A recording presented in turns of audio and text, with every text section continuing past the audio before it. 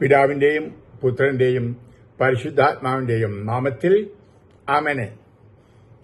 തലക്കെട്ട് കണ്ടപ്പോൾ നിങ്ങൾക്ക് ചിരി വന്നു കാണും. അതായത് വചനമില്ലാത്ത വചന പ്രഘോഷണം.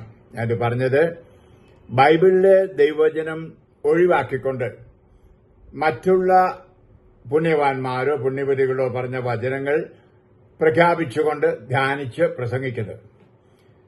ദൈവവചനത്തെപ്പറ്റിയുള്ള അറിവുകേടാണോ എനിക്കറിഞ്ഞുകൂടാ, ആണെന്ന് എനിക്ക് തോന്നുന്നില്ല. കാരണം വചനപ്രഘോഷകരൊക്കെ ബൈബിള് കാണാതെ പഠിച്ചവരാണ്. അപ്പോൾ ഇവിടെയാണ് കർത്താവിന്റെ വചനം നമ്മൾ വായിക്കുന്നുണ്ടല്ലോ.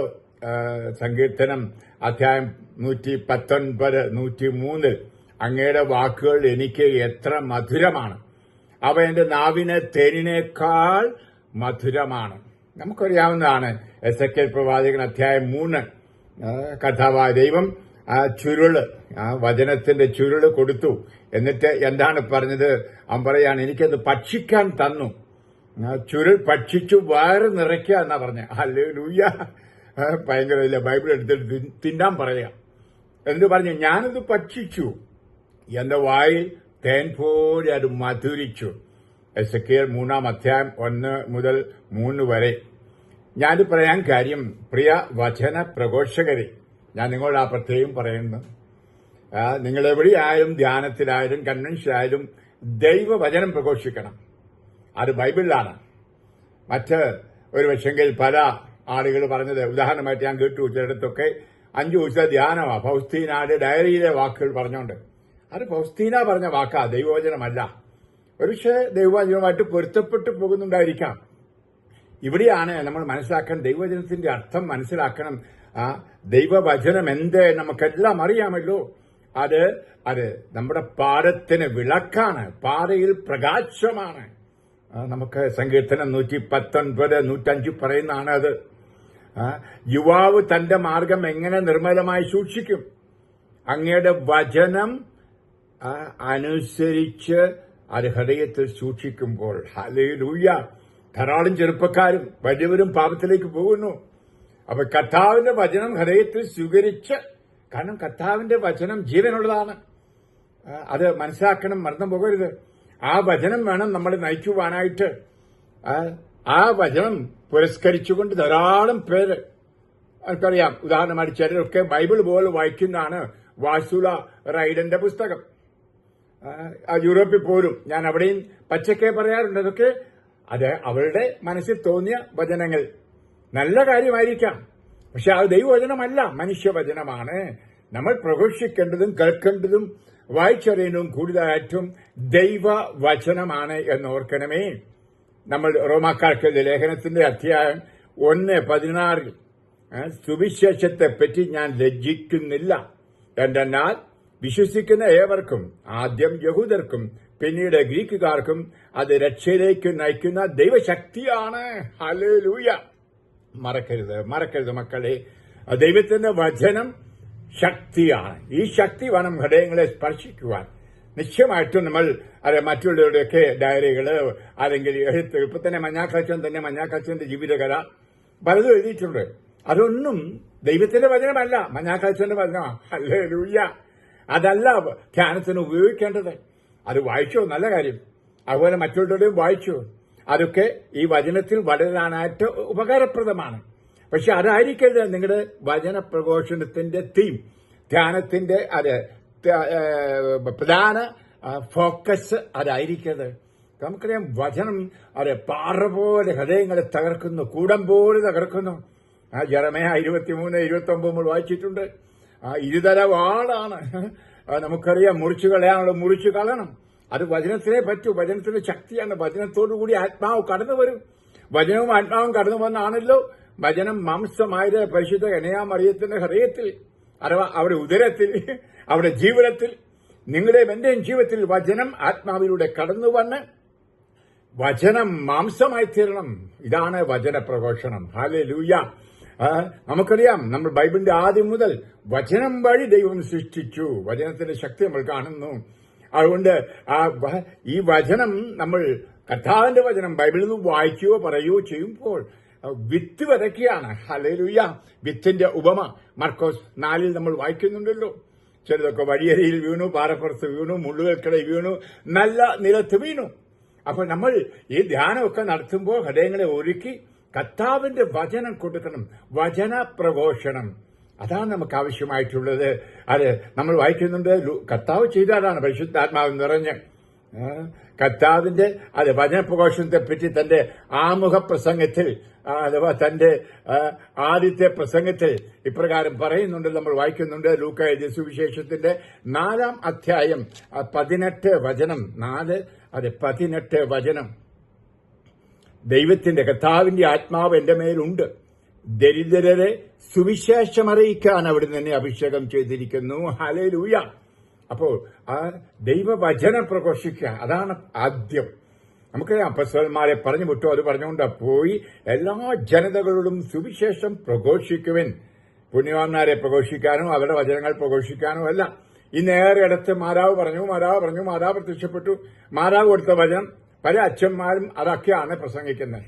ഞാൻ ആരെയും കുറ്റപ്പെടുത്തുകയല്ല, കേൾക്കുമ്പോഴുള്ള അതിന്റെ മനസ്സിന്റെ വിഷമം കൊണ്ട് പറയും. ഞാനൊരു വചനപ്രഘോഷകനാണ് 52 വർഷമായിട്ട്. ഞാൻ ധാരാളം നല്ല വചനപ്രഘോഷകരെ കാണുന്നു നമ്മുടെ ഇടയിൽ തന്നെ. അതുകൊണ്ട് ദാനിയേൽ അച്ഛന്, ഡൊമിനിക് അച്ഛന്, വട്ടായി അച്ഛനൊക്കെ വചനം കൊട്ടും വളച്ചടിക്കാതെ ആ വാളുപോലുള്ള വചനം പറയുന്നു. മാനസാന്തരങ്ങൾ സംഭവിക്കുന്നു, അത്ഭുതങ്ങളും അടയാളങ്ങളും നടക്കുന്നു. എന്നാൽ അതേസമയം ഏറെ പേര് ചിലരുടെ അതായത് അവിടെ ഒരു സ്ത്രീക്ക് അവിടെ ഒരു പുരുഷനെ മാതാവ് പ്രത്യക്ഷപ്പെട്ടു കൊടുത്തു. അതിനെപ്പറ്റി ബുക്കുണ്ട്, എത്ര പുസ്തകങ്ങൾ അങ്ങനെ വന്നിരിക്കുന്നു, മാതാവിന്റെ സന്ദേശങ്ങൾ. എന്നിട്ട് അത് വെച്ച് മരിയൻ ധ്യാനങ്ങൾ. കർത്താവ് മരിയൻ ധ്യാനം ബൈബിളിലുണ്ട്. കർത്താവ് അവൻ പറഞ്ഞത് ഒന്നേ ഉള്ളൂ, അവൻ പറയുന്ന പോലെ ചെയ്യുക. കാനായിൽ വെച്ച് പറഞ്ഞത് ഈശോ പറയുന്നത് ചെയ്യുക, അതാണ് ചെയ്യേണ്ടത്. അതാണ് മരിയൻ ധ്യാനം. മരിയൻ ധ്യാനം എന്താണ്? യേശുവിനെ ധ്യാനിക്കുക, യേശുവിന്റെ വചനം ധ്യാനിക്കുക. ഹല്ലേലൂയ. പ്രിയപ്പെട്ടവർ, ഞാൻ മാതാവിനെ താഴ്ത്തിക്കെട്ടി പറയാൻ ചിലർക്ക് ഓർക്കും. ഒന്നുമില്ല, അവൾ എന്റെ അമ്മയാ, എന്റെ കൂടെ നടക്കുന്ന അമ്മയാ. നിങ്ങൾ ആരെക്കാളും എനിക്ക് സ്നേഹമുള്ളത് ആ അമ്മയോടാണ്. എന്റെ വേദനകളിൽ എന്നെ സ്വാന്തനപ്പെടുത്തും, എന്നോട് സംസാരിക്കും. ഞാൻ ശുദ്ധീകരണമാക്കൊക്കെ കൊണ്ട് പ്രാർത്ഥിക്കാൻ പോകുമ്പോൾ എന്റെ കൂടെ ഉള്ളത് അമ്മയാണ്. പ്രിയപ്പെട്ട, അതൊന്നും നിങ്ങൾ ചിന്തിക്കരുത് ഞാൻ അമ്മയുടെ ബഹുമാനമോ സ്നേഹമോ കുറയ്ക്കുന്നുവെന്ന് അല്ല. ഇവിടെ അമ്മയുടെ മകനാണ് വലുത്. ഹല്ലേലൂയ. അവൻ ദൈവപുത്രനാണ്, ത്രിത്വേക ദൈവത്തിലെ ഒരാളാണ് എന്നോർക്കണമേ. അവിടുന്നാണ് മനുഷ്യനായി പിറന്നതും വചനം മാംസമായതും. അവനാണ് വചനം പ്രഘോഷിച്ചത്. അപ്പോൾ അവിടുത്തെ അധരത്തിൽ നിന്നാണ് വചനം പ്രഘോഷിക്കപ്പെടേണ്ടത്. അങ്ങയുടെ നാവിൽ നിന്ന് പുറപ്പെടുന്ന ശാസനകളെ എന്റെ അധരങ്ങൾ പ്രഘോഷിക്കും. സങ്കീർത്തനം 119:13. ഇതായിരിക്കട്ടെ പ്രിയ വചന പ്രഘോഷകളെ, ഒരിക്കൽ കൂടി അങ്ങയുടെ നാവിൽ നിന്ന് പുറപ്പെടുന്ന ശാസനകളെ എന്റെ അധരങ്ങൾ പ്രഘോഷിക്കും. അങ്ങയുടെ വചനം പ്രകീർത്തിക്കുന്നത് എന്നാൽ അങ്ങയുടെ പ്രമാണങ്ങൾ നീതിയുക്തമാണ്. ഹല്ലേലൂയ. ആ സങ്കീർത്തനം 119, 172. നിങ്ങൾക്കറിയാം ആ സങ്കീർത്തനം മുഴുവനും അതേപ്പറ്റി ആണ്.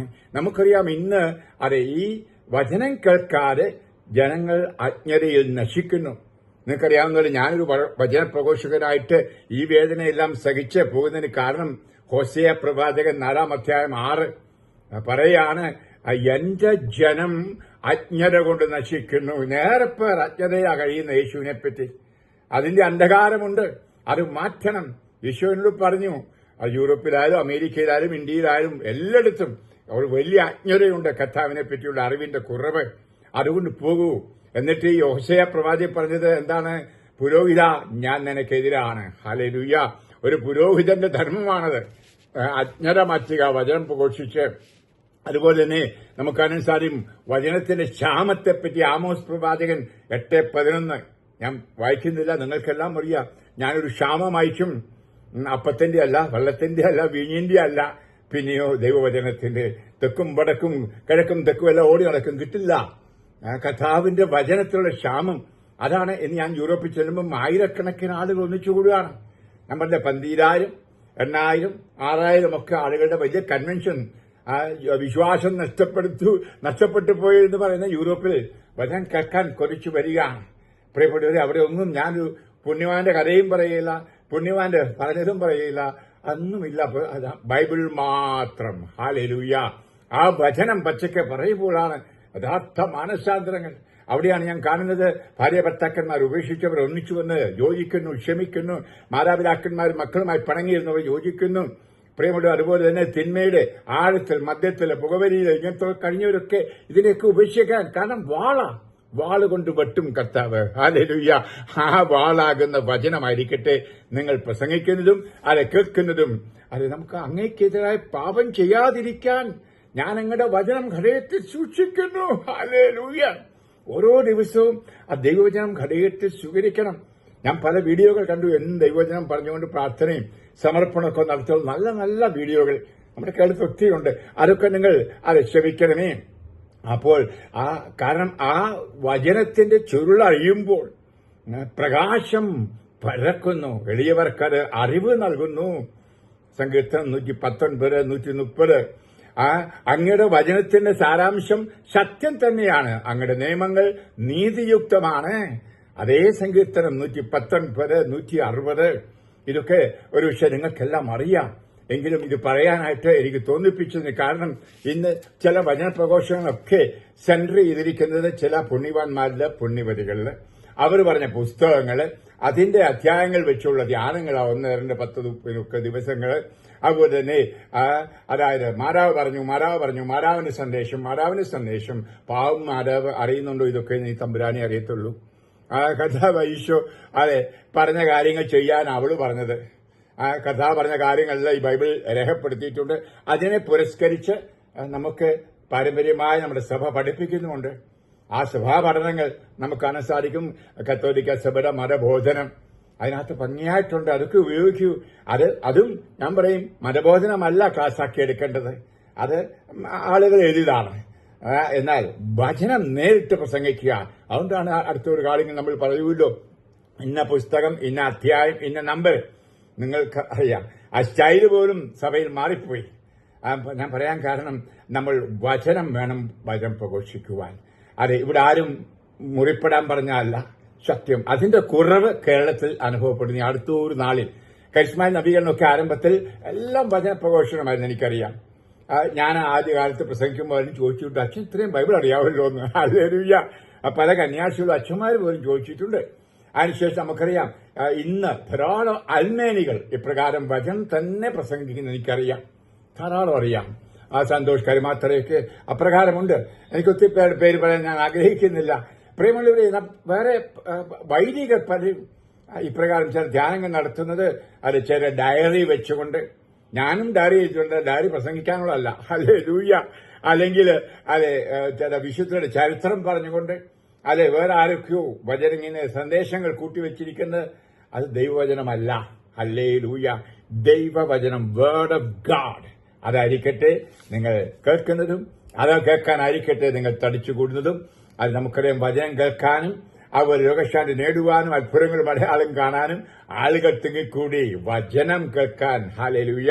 ആ ഏഴ് വചനം ജീവിക്കുന്നതിനാൽ യേശുവിന്റെ അധരത്തിൽ നിന്ന് പുറപ്പെടുന്ന വചനം, അത് എഴുതി വച്ചിരിക്കുന്നതാണ് ജീവനുള്ള വചനമാകുന്ന കർത്താവിന്റെ വചനമാകുന്ന ആ ബൈബിൾ എന്ന കാര്യം ഓർക്കൂ. അതുകൊണ്ട് ബൈബിൾ വായിക്കൂ, ബൈബിൾ ധ്യാനിക്കൂ, ബൈബിൾ പ്രസംഗിക്കൂ. അതെ, നിങ്ങളെല്ലാവരെയും കർത്താവ് അനുഗ്രഹിക്കട്ടെ. അതുകൊണ്ട് വചന പ്രഘോഷണം എന്ന ബോർഡ് എഴുതിയിട്ടുണ്ട്. പോയി കഴിയുമ്പോൾ ദൈവവചനമേ കേൾക്കാറില്ല. ഒരാൾ പറഞ്ഞ പോലെ ബൈബിൾ പോലും തൊടാതെയുള്ള ഒരു ധ്യാനം കൂടാനിടയായി 5 ദിവസം അച്ചാന്ന്. അത് സംഭവിക്കാതിരിക്കട്ടെ. ഇടയ്ക്കിടയ്ക്ക് ബൈബിൾ കാണാതറിയാവുന്ന വാദം പറയുമായിരുന്നു, ബൈബിളെ തൊട്ട് വായിച്ചില്ല. പിന്നെ വേറെ ഒരു പുസ്തകത്തിനെല്ലാം വായിച്ചുകൊണ്ടിരുന്ന ധ്യാനം ബോറായിരുന്നു. എങ്കിലും പൈസ കൊടുത്തല്ലോ എന്ന് വിചാരിച്ചാൽ കൂടിയെന്ന്. ആമേൻ. ഹല്ലേലൂയ. ആ ഗതികേട് ആർക്കുണ്ടാകരുത്. വചനം കേൾക്കട്ടെ. എല്ലാ വചനവേദികളും കർത്താവിന്റെ വചനം കൊണ്ട് നിറയ്ക്കട്ടെ. ആ വചനം മാംസമാകട്ടെ, വചനം സുഖപ്പെടുത്തട്ടെ, വചനം സന്തോഷവും സമാധാനവും പുതുജീവനും നൽകട്ടെ. ആമേൻ. കർത്താവ് ഈശോയെ, ഞാനീ പറഞ്ഞ ഏതാനും വാക്കുകൾ ആരെങ്കിലും വേദനിപ്പിച്ചിട്ടുണ്ടെങ്കിൽ ഞാൻ അവരോട് മാപ്പ് ചോദിക്കുന്നു. ഞാൻ വേദനിപ്പിക്കാൻ പറഞ്ഞല്ല. അത് ആദ്യകാലത്തൊക്കെ വചനം മാത്രം പ്രഘോഷിച്ചു നടന്നു. ഇന്നും ഏറെ ആളുകൾ അപ്രകാരം ആ പാത തുടരുന്നു. എന്നാൽ കുറെ പേർ കൂടുതൽ ആ വചനങ്ങൾക്ക് തൊങ്ങൽ കൊടുക്കാൻ, ആകർഷണം കൊടുക്കുവാൻ ചില വിശുദ്ധ കഥകൾ പറഞ്ഞോട്ടെ, കുഴപ്പമില്ല. അവരുടെ വാക്കുകളും ഒക്കെ ആരാധനാ സമയത്ത് പോലും പറയുന്നത്. ഇതൊക്കെ ഒന്ന് നിർത്തി കർത്താവിന്റെ വചനത്തിൽ ശ്രദ്ധ കേന്ദ്രീകരിച്ച് ആ കർത്താവിന്റെ വചനം ഹൃദയത്തിൽ പകർന്നു കൊടുക്കുന്നവരാക്കി വചനപ്രഘോഷകരെ ഉരുവാക്കണമേ. ആ വചനത്തിനു വേണ്ടി ദാഹിക്കുന്ന ജനങ്ങൾ ആ വചനം കേൾക്കുക മാത്രമല്ല, എസെക്കിയേലിന് പറഞ്ഞ പോലെ വചനം തിന്നട്ടെ, ഭക്ഷിക്കട്ടെ. അതവിടെ നാവിൽ അല്ല, ഹൃദയത്തിൽ, ശരീരം മുഴുവൻ മധുരമായി, സന്തോഷമായി, പ്രത്യാശയായി പരിണമിക്കട്ടെ. അങ്ങനെ വചനത്താൽ നയിക്കപ്പെടുന്നവരായിരിക്കട്ടെ. ആ വചനത്തിന് ശക്തിയായിരിക്കട്ടെ ഇവരുടെ ശക്തി. ആ വചനം ഇവരിൽ ഓരോ ദിവസവും പരിശുദ്ധാത്മാവിലൂടെ മാംസമാകട്ടെ, ഒരു വ്യക്തിയാകട്ടെ.